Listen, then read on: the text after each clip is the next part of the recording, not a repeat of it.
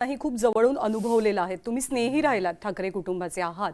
बर्फ वितळतोय कुठेतरी विरोधाचा, संवाद न होण्याचा. अनेकदा गैरसमजातून हा बर्फ घट्ट होतो किंवा आपल्या आसपासचे अनेक लोक असतात, त्यांचे काही स्वार्थ असतात, त्याचाही परिणाम होतो. त्यानंतर कसं असतं की उद्धव आणि राज ठाकरे हे दोन शिवसेनेची शक्तीस्थळच आहेत होते. दोघांच्या काम करण्याच्या पद्धती वेगळ्या आहेत, भूमिका वेगळ्या नव्हत्या, काम करण्याच्या पद्धती वेगळ्या आहेत. त्यातून काही गोष्टी घडल्या असतील आणि एक मान्य केलं पाहिजे की जसं आता एकनाथ शिंदे वगैरे लोकांनी जे आकांड तांडव केलं, आदळआपाट केलं, पक्ष सोडले, माझी शिवसेना वगैरे जे काही उद्योग केले आणि त्यांना जो दिल्लीचा पाठिंबा मिळाला, राज ठाकरे यांच्यामध्ये क्षमता असतानाही त्यांनी असे उद्योग केले नाहीत.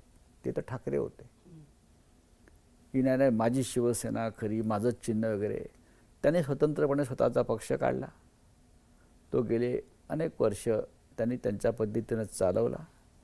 यश आणि अपयश दोन्ही पाहिलं. त्यांना यशही मिळालं, अपयशही मिळालं आणि हे कौतुकास्पद आहे. त्यांचा पक्ष त्यांनी इतक्या वर्ष टिकवून ठेवला.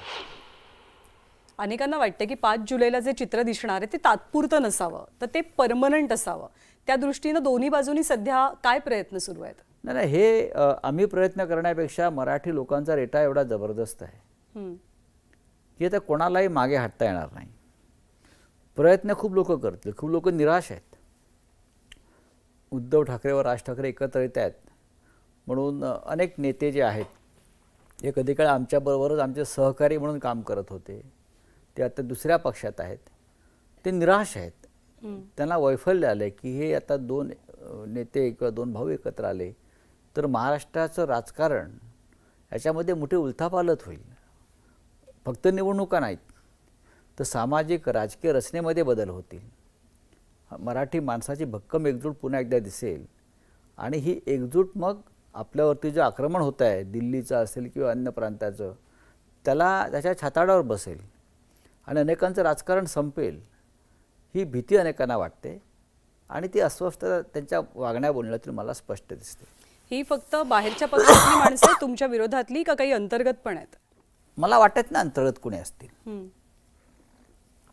मनसेमध्ये असतील आणि शिवसेनेमध्ये आमच्या दोन्ही ठिकाणी तळागाळाचा कार्यकर्ता असेल किंवा त्यांचं नेतृत्व असेल, प्रत्येक पायरीवरती मी असं पाहतोय की प्रत्येकाला हे एकत्र येऊन काम करणं हवं आहे.